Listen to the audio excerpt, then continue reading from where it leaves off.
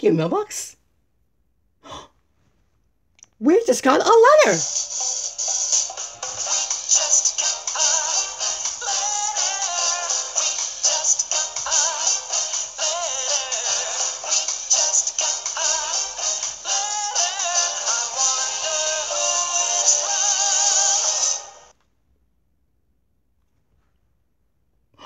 Look at that!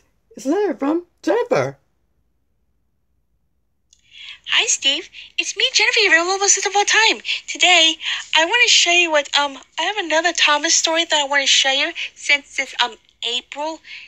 Since April, because it's all about Earth Day. Because this Thomas Story Great Watch is called Henry's Forest. Henry has a very special place on the island of Soda called the Forest.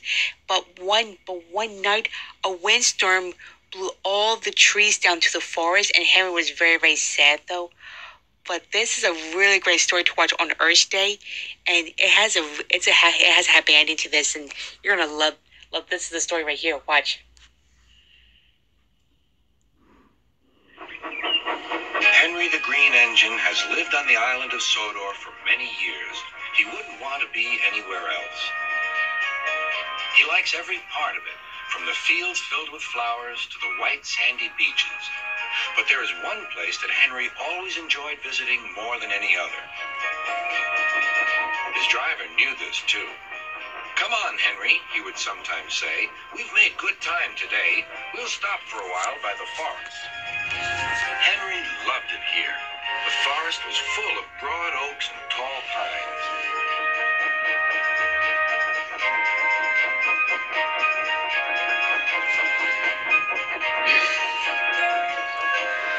Henry could remember the day long ago when he and Toby brought some new trees to be planted, and Terence and Trevor helped haul them into place.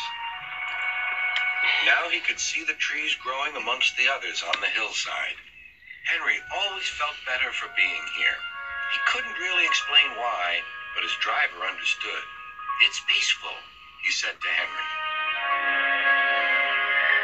But one night, everything changed.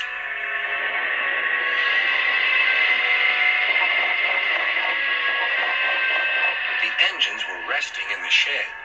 "Listen," said Thomas. "Can you hear a strange whistling sound?" "It's the wind blowing outside our shed," replied Toby. "But I've never heard it like this before." "Do you know," added James, "if Gordon wasn't here now, I'd say it was him thundering by with the express." All the engines laughed, except Henry. "I hope the wind won't harm the forest." By morning, the fierce winds had gone, but the damage was done. Henry's driver came to see him in the yard. "Trees have fallen on the line," he said. "We must help clear the tracks." Donald set off with the breakdown train, and Henry followed. Trees lay everywhere. The hillside now looked so bare. Henry felt sad. "What will happen to all the animals who live here?" he thought.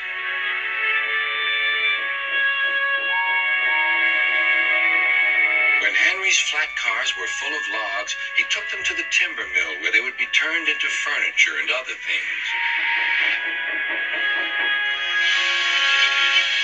Henry was glad the wood was being put to good use, but he was still sorry to lose part of his forest. "Oh dear," sighed Toby to Thomas. "I wish there was something we could do to make things better again." "Yes, indeed," replied Thomas. "But what? We can't mend broken trees." "Hello, Toby," said Sir Topham Hatt. "You do look glum." "I'm sad about the trees," said Toby. "And so is Henry. The forest is a special place to him. Now some of it is gone." "We'll soon put that right," replied Sir Topham Hatt. "I have an important job for you, Toby. I would like you to take some freight cars to the forest." When the freight cars arrived, Toby was delighted. They were full of splendid young trees all ready for planting. "This is the best job I've ever had," said Toby happily. when Henry returned, he was most surprised. There were Terence and Trevor busily helping the workmen clear the torn stumps and branches. "Look, Henry," called Terence, "we're beginning again. The hillside will look better than ever before. You'll see." Now, whenever Henry stops by the forest, he can see the new trees growing strong and tall. Sometimes everywhere is very quiet, and at other times Henry can hear leaves rustling or a bird's wing brushing the air. Often he can hear the distant sound of children laughing, and always he is happy here. So yeah, this is a great story to watch on Earth Day, since everyone else pitches in and helps restore the forest.